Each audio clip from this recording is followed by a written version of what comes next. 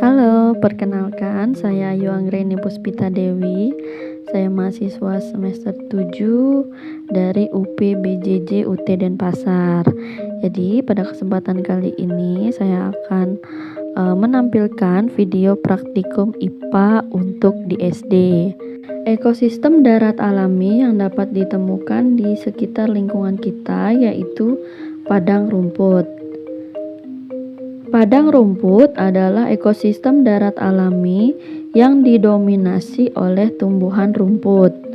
Curah hujan cukup untuk mendukung pertumbuhan rumput, tetapi tidak cukup banyak untuk mendukung banyak pohon besar. Komponen biotik yang terdapat di padang rumput yang pertama ada produsen.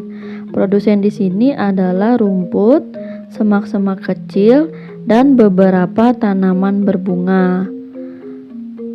Kemudian untuk konsumen yang ada di padang rumput, biasanya ditemukan serangga pemakan rumput seperti belalang, jangkrik, bahkan ada burung pemangsa kecil. Untuk pengurai atau dekomposer, itu adalah bakteri tanah, jamur, dan cacing tanah. Kemudian untuk komponen abiotiknya di sini terdapat iklim. Jadi iklim pada padang rumput itu temperaturnya sedang hingga panas, tergantung pada curah hujan musiman. Kemudian ada tanah subur dengan humus tinggi, itu didapatkan dari tumbuhan yang mati di sekitar padang rumput. Kemudian ada air tanah dan cahaya matahari. Ekosistem darat buatan yang dapat kita temukan di lingkungan tempat tinggal kita, contohnya adalah sawah. Sawah adalah ekosistem buatan manusia yang dibuat untuk budidaya tanaman padi dan kebutuhan pertanian lainnya. Untuk komponen biotik yang ada di sawah yaitu ada produsen. Produsen di sini adalah tanaman padi dan rerumputan liar. Kemudian ada konsumen. Biasanya di sawah terdapat belalang, keong sawah, burung pemangsa kecil, dan ada belut sawah. Belut sawah ini sering kita temukan di sawah karena habitatnya yang berlumpur dan dangkal cocok untuk belut. Kemudian ada pengurai. Pengurai di sini adalah cacing tanah, bakteri pengurai, dan jamur. Untuk komponen abiotik yang dapat ditemukan di sawah yaitu ada air. Jadi air ini digunakan untuk irigasi di sawah. Kemudian ada tanah berlumpur yang kaya akan bahan-bahan organik. Kemudian ada cahaya matahari karena sawah adalah lahan yang terbuka. Ada suhu. Suhunya ini biasanya hangat hingga panas untuk di daerah tropis. Dan ada juga manusia yang berperan aktif dalam pengelolaan air, penanaman, dan pemanenan padi. Ekosistem darat buatan yang dapat ditemukan di lingkungan sekitar tempat tinggal kita yaitu ada kebun. Kebun merupakan ekosistem darat buatan yang difokuskan pada budidaya tanaman perkebunan atau berbagai jenis tumbuhan, baik untuk kebutuhan konsumsi seperti buah-buahan, sayur-sayuran, atau tanaman rempah, dan untuk memenuhi kebutuhan hidup sehari-hari. Untuk komponen biotik yang ditemukan di kebun yaitu ada produsen. Produsen di sini adalah berbagai tanaman yang ditanami di kebun tersebut. Nah, di sini ada tanaman coklat atau kakao, kemudian ada terong, ada kacang panjang, ada tanaman pepaya, serai, pohon kelapa, dan sebagainya.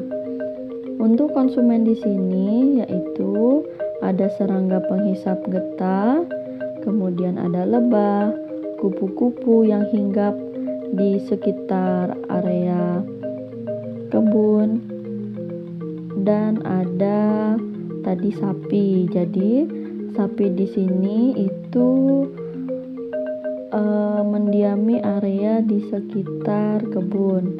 Nah, mengapa sapi bisa ada di kebun? Jadi sapi di sini itu memakan ya atau mengonsumsi buah kakao ya. Jadi kulit kakaonya itu digunakan untuk makanan sapi. Kemudian nanti juga sapi akan mengeluarkan kotoran, dan kotorannya itu bisa digunakan untuk pupuk di kebun, sehingga kebun menjadi lebih subur dan bisa ditanami berbagai tumbuhan. Nah, untuk kakaonya sendiri atau coklatnya itu nanti bisa diolah menjadi coklat yang biasa kita konsumsi sehari-hari. Kemudian ada pengurai, di sini ada bakteri tanah, jamur dan sebagainya. Nah, untuk komponen abiotiknya tentunya di sini ada tanah.